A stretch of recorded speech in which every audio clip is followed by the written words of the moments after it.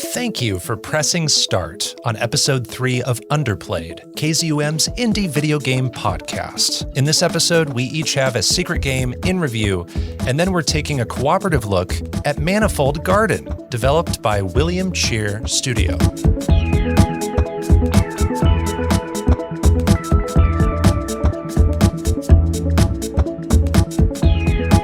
I'm Bopo, and joining me is my player 2, Mr. DiscoCola. How are you, I'm doing all right, Bopo. Mr. Poe, up, if I may. Oh, I like that. It's very clever. Well, glad you're here for episode 3. Here on Underplayed, we cover indie video games, which we adore because of their artistry, innovation, and pure fun. Let's just get right into it by reviewing our secret games. Secret games. Secret games. I know you're playing without me. Secret games. Well, I'm here to tell you, baby. Secret games. I've been playing too. Secret games. Secret Games is a segment where we each play an indie game on our own time in secret. Here on the show, we reveal and review what we played to each other. We have no idea what the other person has played, and our only rule here is that we cover an indie game that we have not featured before. So, DiscoCola, you've had some free time to play something, and I have no idea what it could be. What is your secret game for episode 3 of Underplayed? Well, okay, I want to preface this by saying that we normally try to play games that we haven't played before, and I sort of kind of hemmed and hawed with you ahead of time to sort of like potentially prepare you. Now, it is totally game to replay a game that we've played in the past on our own time before we even did this show. The only rule is we haven't talked about it on this program before. And so that's still the case. That's still the case. I did have a game in mind that was going to pair really well with Manifold Garden, but due to financial constraints, I was unable to purchase the game. And I didn't have enough time for my other unplayed games in my library. Like, I looked at my whole library, and all of them were going to take just too long. Games. And, you know, when it's a secret game, you know, you want to devote that time to the main game, the main cooperative review game. You sometimes have to pick a shorter one. Yep. I understand that. So all that being said, my secret game is a game that I've played before, and that game is Machinarium. Oh! And so awesome. It's a game that I always wanted to talk about on Underplayed, but when I was like, we should play, talk about games we haven't played before, that sort of like bummed me out a little bit that I wouldn't get to talk about Machinarium, but I'm finding myself doing it anyway. So anyways, that's a game we're both at least moderately familiar with, but I haven't played it in about 2 years, and I'd only played it twice total before this recording session. So Machinarium, that's a point-and-click adventure game from Amanita Design. You play as a little, like, rudimentary robot named Yosef, which you don't actually find out in the game anywhere, as far as I know. The game opens with Yosef in pieces being spit out of, like, this fly-shaped vehicle and into a dump outside of the city. And the first puzzle is simply you trying to put yourself back together so you can begin making your way back into the city. The next puzzle has you using items in the area to sort of figure out how to make a disguise. And from there, the variety in puzzles grows as wide as the variety in all of the different NPC character designs.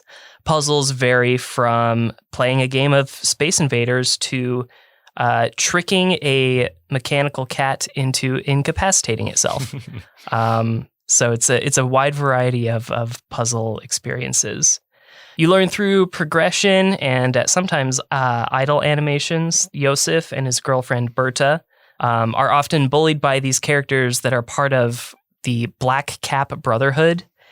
These guys sort of play like regular bullies to me, but they might actually be meant to represent like a gang or even a terrorist group, just based on some of their actions at times. So it's hard to say. Things in this game are sort of shown to you instead of told.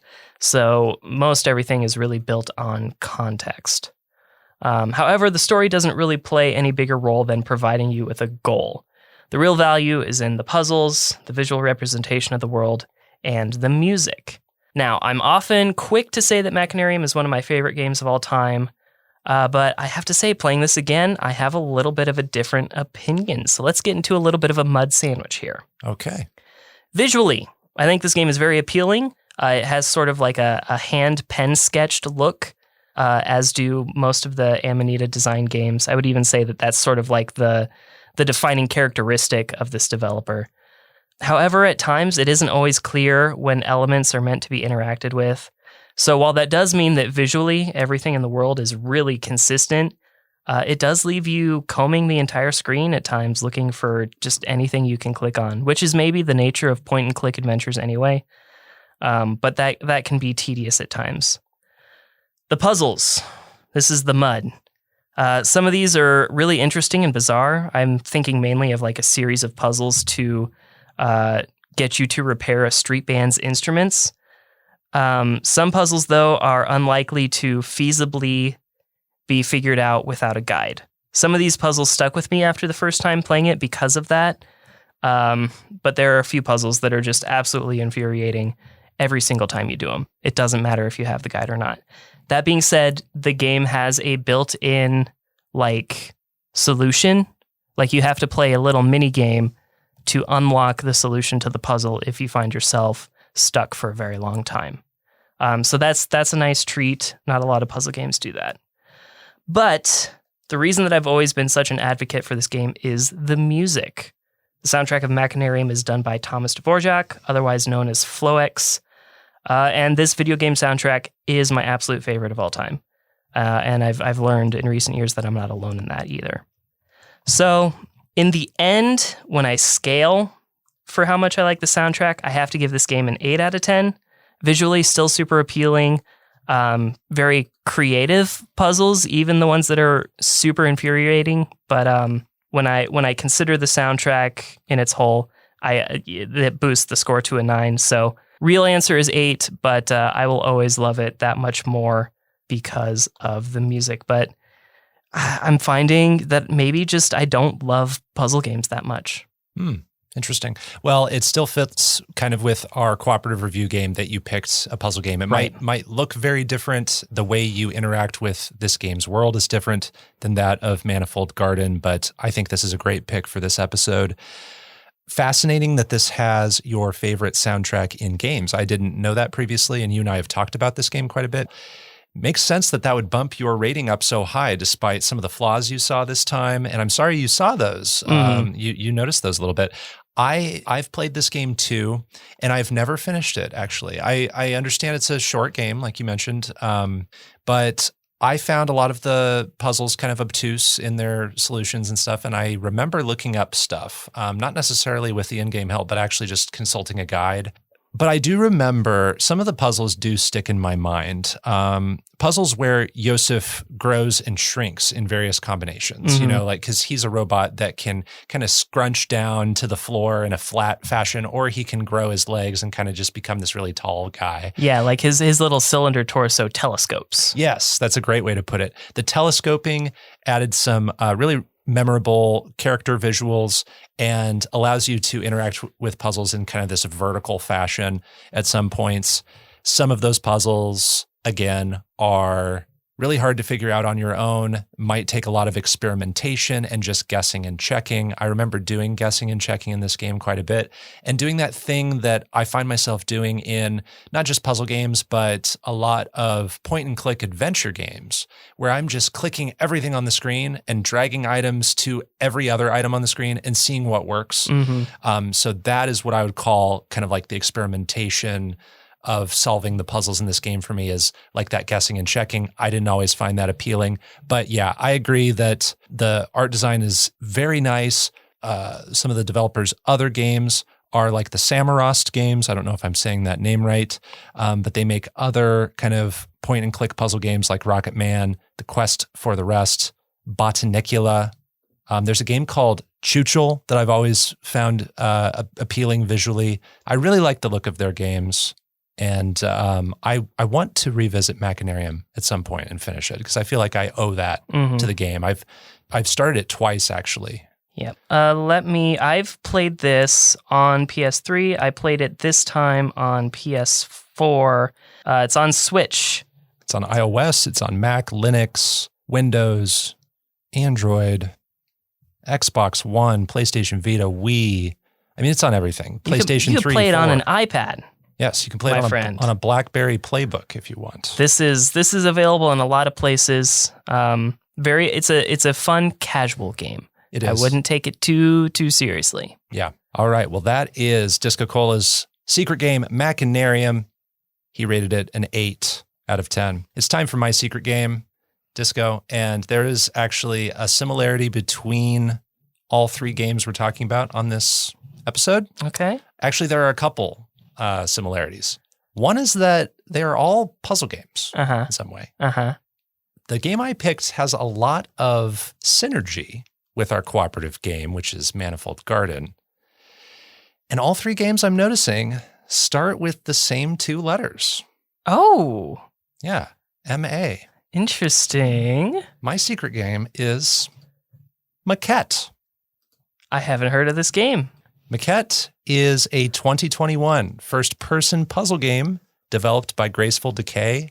It's their first game, and it's published by Annapurna, who we're big fans of. They are a great publisher with lots of interesting indie titles, and I'm sure that they will show up on this podcast a lot as we get further on with our episodes. But in Maquette, it is a first-person puzzle game where you explore various moments of a couple's relationship by interacting with small model versions of their memories. Every change you make to the model, or maquette, also changes the larger world around it, and the environment, interactable items, and even yourself as the player can change scale in various ways to approach puzzles from new perspectives. So the gameplay in Maquette is hard to describe, but I will do my best. So Disco, imagine you're standing inside of a dome and you see a table with a small scale model of the dome you're standing in and the areas surrounding it. That's the Maquette. And you can see miniature buildings. You can pick up certain objects within it. You can place them elsewhere on the table. And as you move objects around, their actual sized counterparts outside the dome change in real time. And similarly, when you adjust something outside the dome, its corresponding part inside the maquette changes. You can go a step further, and objects can be picked up outside the dome and brought to the maquette or vice versa to change their scale. And some of the most fascinating puzzle solutions come from finding familiar items that are used in very unfamiliar ways. So for instance, there's a puzzle where you find a key and the key opens a door. But then you take that key to the maquette and you can place that key onto the scale model in the maquette, and it becomes a bridge that lets you access a previously inaccessible area. I have to say these mechanics feel very unique to the puzzle genre. There's one world, but you experience it in three ways. You see the miniature version, you walk outside and you have an actual size version you can play around with. And eventually there's a level beyond that where the player is very tiny and sees the world as this intimidatingly massive place. One of my favorite feelings from puzzle games is the magic of when you think of a solution that seems far-fetched, but then you try it out and you have that surprising feeling when you realize you were correct. Your intuition was right. This game has that in spades. There were so many times where I would get a little stuck and I would think, well, if I made this game, I would do it this way, but I doubt that's the case. But I'll try it out anyway. And I would be right. And that was so satisfying. And as someone who enjoys thinking outside the box, puzzles in this game were often rewarding. I have to say, though, it's not all seamless. Because there are so many variables in how you can scale the world and the items you can pick up and yourself, there are times where you might find a buggy solution to a problem in a way that the developer didn't intend, or worse, you might get yourself stuck. I had to reload checkpoints a few times because key items got lost. There's also a clumsiness with the controls, so jumping feels pretty weak in this game. And there were occasional times where I would have to redo hops over these simple gaps just because the jumping just didn't have the oomph that I wished it had. And sometimes picking up and placing objects can feel very blocky and jagged, especially when you're interacting with that maquette. Putting objects in there, sometimes they just bump into these really hard hitboxes and you have to maneuver yourself around them in a way. It feels like that you're kind of wrestling with the game at times. But moving on to the story, each chapter of the game represents a milestone of some kind from the couple's relationship that you're exploring. Much in the same way the Maquette is small scale, I appreciated that the story here is focused on something smaller rather than something big and existential and abstract like so many other puzzle games. Disembodied voices of the couple reenact excerpts of their conversations from their time together, so you'll hear them have these conversations as you explore these memories. The two share some believable moments, thanks to some good voice performances from Bryce Dallas Howard and Seth Gable, who are married in real life. Since the story does focus on a specific premise, it can be a turnoff for people who are looking for a pure puzzle experience. And eventually the couple does go through hardships, and the gameplay and its world transform to reflect these low points of their relationship. I personally never found these heavier story bits insufferable, but they do occasionally interrupt the main attraction that is the puzzle experience, and the resolution for the story didn't really have anything revelatory to say. So I wish it had built up to something better. My verdict here is that Maquette does things with scale and perspective that are worth seeing for any puzzle fan. There can be an awkwardness to how it feels to play, and its attempts at a very personal story are not for everyone. But at the core, there's a great sense of wonder in looking at this world from multiple perspectives and then experimenting with how objects can be scaled and placed within it. It's a satisfying puzzle game that invites the imagination to run free. I rate this game a 7.5. So looking at the gameplay trailer I sent you, does that all make sense? Yes. Yeah, that all makes sense. And I see even more synergy between Maquette and our featured game tonight, Manifold Garden. So I'm looking forward to hearing you compare and contrast, because the way you describe, some of the gameplay mechanics in Maquette, I am thinking of my experience in Manifold Garden. Interesting. One of the things that I'm curious about, though, from a world building perspective here in Maquette, is these little miniature models that represent all of these different points in a relationship. Mm-hmm. Were those actively constructed by the couple? Do you see the couple? Are they the ones that constructed this world? Or is it just a sort of psychedelic representation of points in time of these almost deity-like figures? Kind of yes and no. So first of all, you never see what the characters look like. We never see cutscenes with these characters. Sometimes the gameplay will break away to show a scene being illustrated, and then they're narrating over the top of it. And it's just, like I said, an excerpt from a moment in their relationship. Like maybe they're going out on a date for the first time and they're flirting, or they're having their first fight. So we get that. All those kind of milestone moments we're seeing. As far as where this world comes from, that's where things get a little muddled, because I think this game is played from the man's perspective in the relationship. And it's set up early on that these are pretty kind of artsy, artistic people, and they kind of have a scrapbook that they make together. They both illustrate and draw, and they like making things.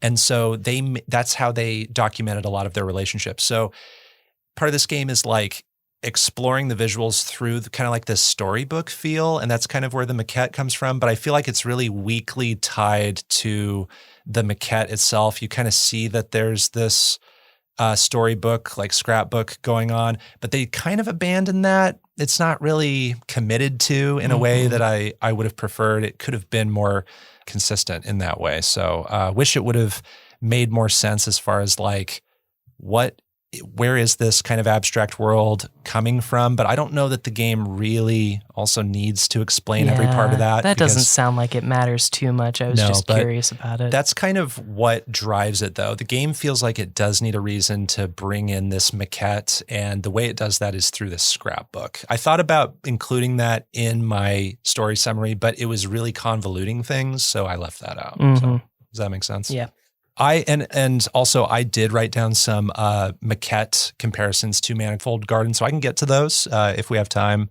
I think I'll get to those maybe after I run through my overall thoughts of Manifold Garden. Sounds good. Let's go to our cooperative review.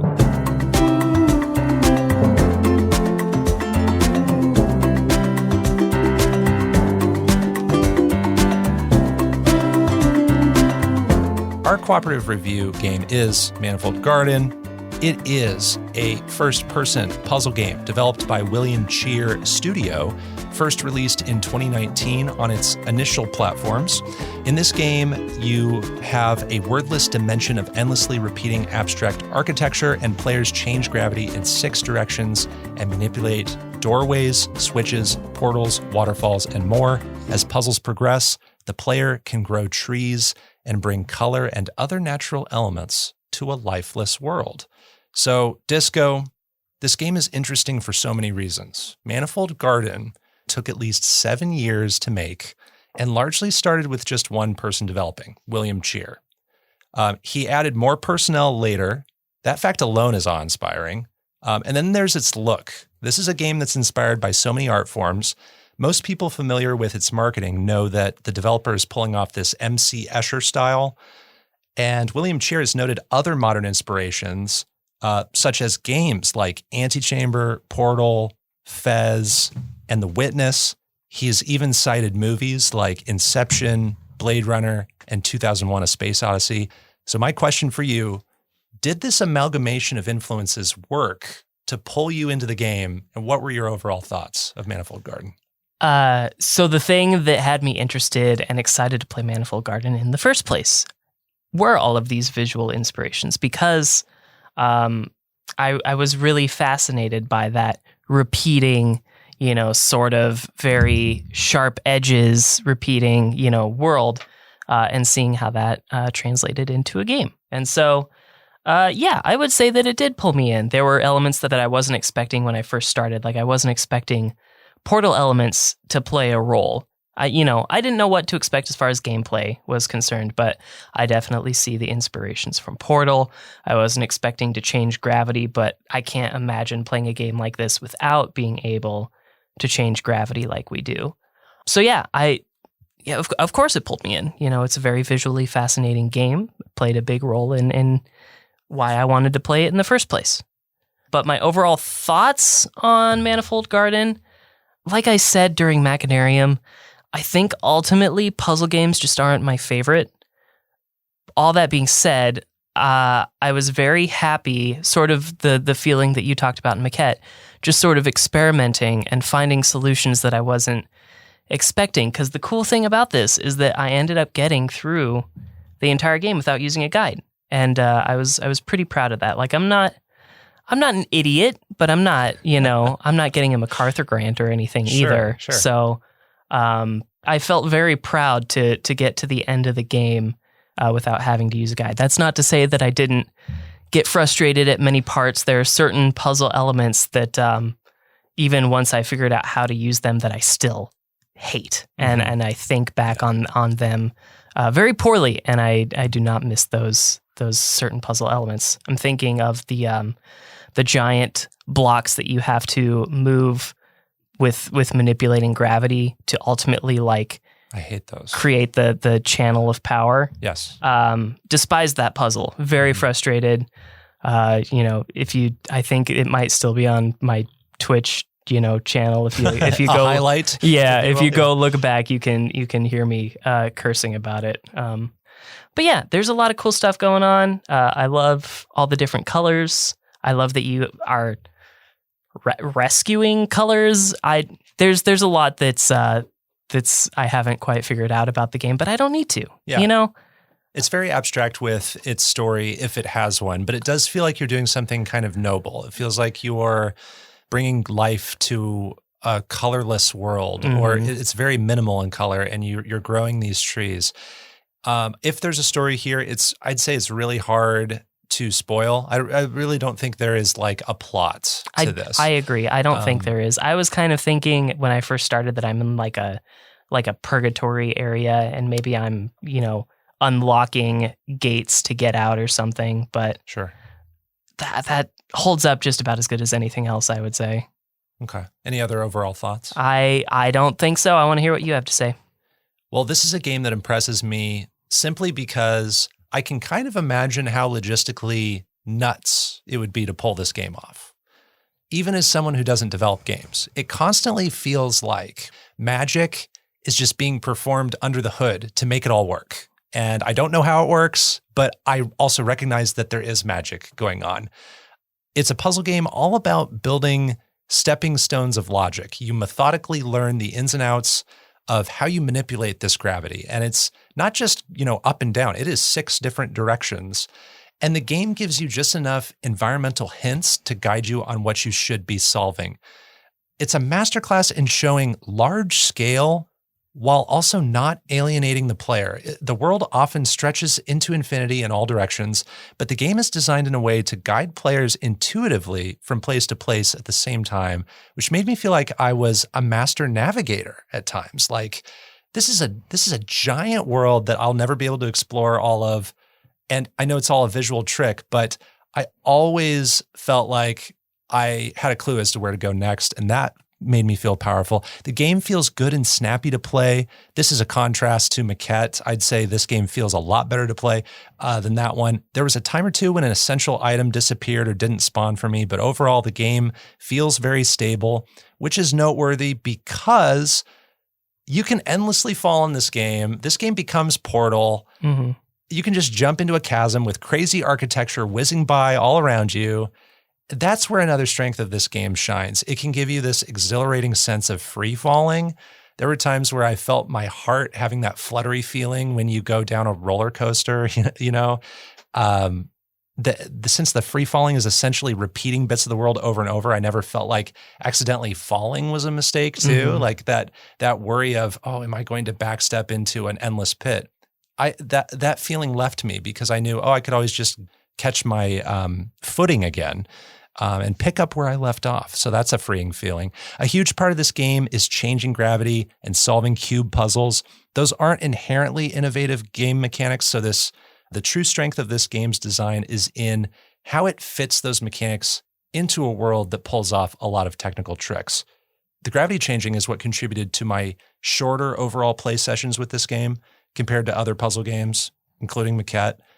So shifting perspective from floor to ceiling would sometimes really tire my brain out, and I just had to stop after like an hour of playtime. So I played this in hour-long chunks.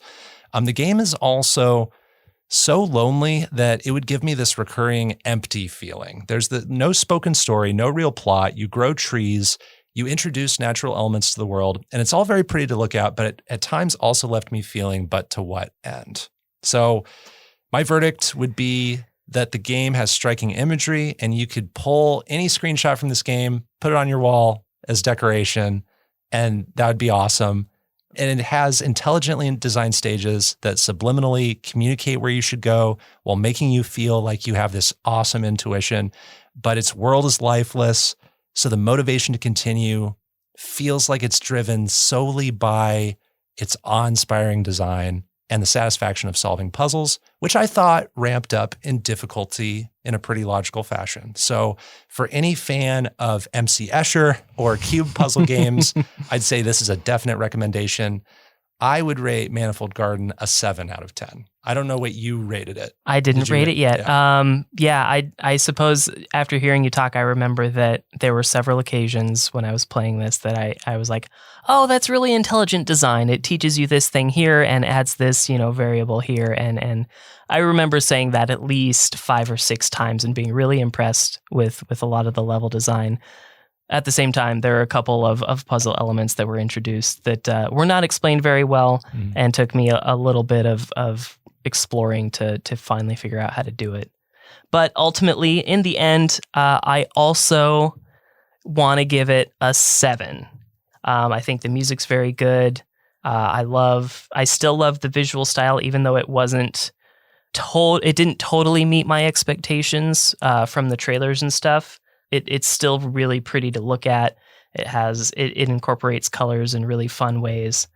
But, just at times, puzzles are frustrating for no reason, even though you know how to do them. It's a little bit finicky to get to the solution to some of the puzzles so that you can progress.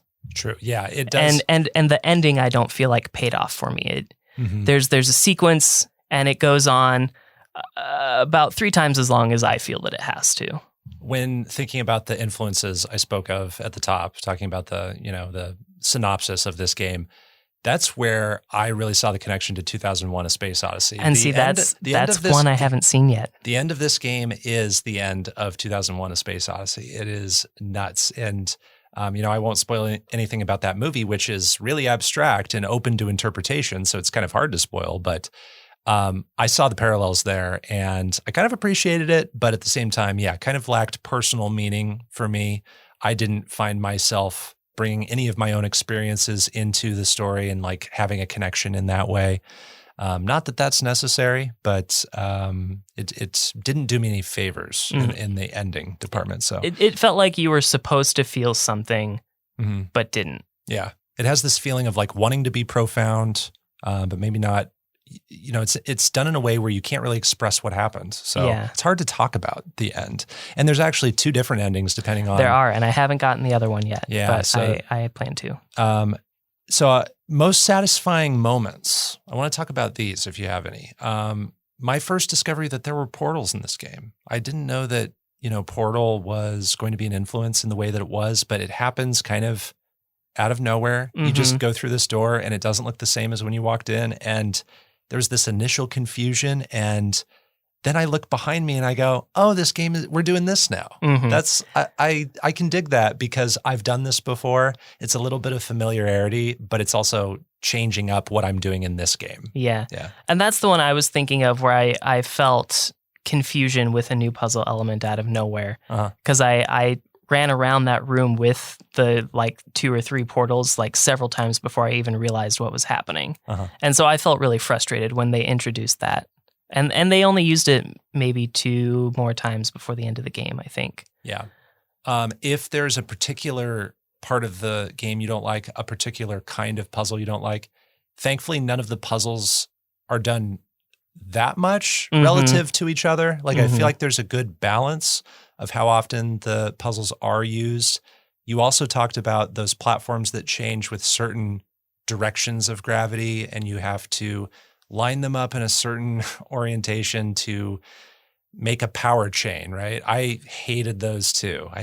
But thankfully, I can only think of like maybe 3 sections where those happened, so get through those and you're pretty much home free. At least. I would say the whole rest of the game is just totally like pretty cool. There are a couple of rooms that are hard for me to find, almost unnecessarily. But, other than those gravity block puzzles, I found the rest of the game very tolerable, easy to figure out eventually, with enough patience. Yeah, I did find myself kind of brute forcing solutions, I guess, especially with those awful platforms, but just trying every combination until something worked because I didn't want to change my perspective around to look at the whole world until I figured it out in my actual brain. I just wanted I'm going to try left and then down, and now I'm going to try down and then left. So, I just wanted to kind of just try everything on autopilot to try to get some of those sections done. All right. So I want to, I guess, do some quick comparisons with Maquette. I think this is worthy of talking about since I did play these games in such close proximity. Both are first-person puzzle games, but they feel like they were made by differently minded people. So I feel like there's a left brain versus right brain thing going on when you look at these 2 games. So Manifold, I feel, is logic-based in its puzzle making. Maquette feels like it's more creative and artistic-based. Yeah. Not just in how it looks, but also the themes of the story and the characters that it's based on. They both can feel isolating at times. Manifold for its actual sheer loneliness, Maquette for its ability to make you sometimes feel like an ant. Because like I said, there are 3 levels to how you scale yourself in Maquette. You're kind of the big version looking down at the Maquette, and then you're interacting with the actual size version. And then you can step outside into a 3rd realm where you are just tiny crawling around. And that was sometimes giving me that sense of just like feeling like, is it agoraphobia where you feel like you can't escape a situation? It was kind of like that. And then Manifold has this organized, symmetrical, sterile environment, and you bring color to it. Maquette already has color and personality, and how much of that you have changes along with the story. There are times where you have less of that color, sometimes where the color comes back, depending on what the relationship is like in the story. Speaking of the story, Maquette has a very defined story experience, whereas Manifold is more abstract. And if I were to boil down all those points, I'd maybe go so far as to say Manifold is abstract in its story but structured in its world, whereas Maquette is structured in its story but abstract with its world. So a little That's something fun. to chew on there. Yeah, that's a nice little. So I think these games complement each other really well. If you're on a puzzle kick, I think you could play through both games and have a good time like I did. I felt like after I played Maquette, I was like, yeah, I'm in the mood to play Manifold now.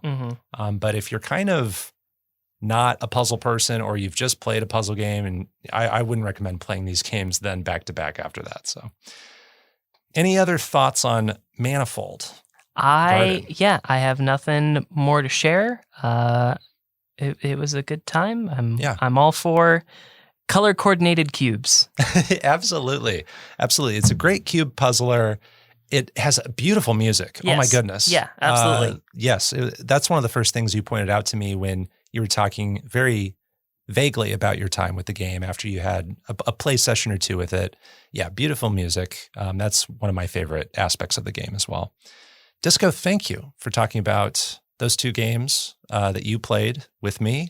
That's our review of Manifold Garden. You can play it on PS4, PS5, Nintendo Switch, Xbox One, Series X and S, PC, Mac, and iOS. We both rated it a 7. That's the end of this episode of Underplayed. You can find more of our episodes at kzum.org/underplayed. Our music was composed by Jack Rodenberg. Our art comes from Onimochi. My name's Bo Po, and you can find me on Twitter at BoPo. That's BO_PO. And I'm at DiscoCola on Twitter and Twitch, and you can find me streaming most nights of the week with these Underplayed games. DiscoCola. Next time on the show, we will have 2 more secret games to review. How about that? We will. I have already picked my next secret game. I have not, but I have a lot in the genre that we are focusing on next time. So you're going to try to have some synergy with our next cooperative game for episode 4, which will be Axiom Verge, a Metroidvania game developed by Thomas Happ Games. Until then, everyone, keep on playing.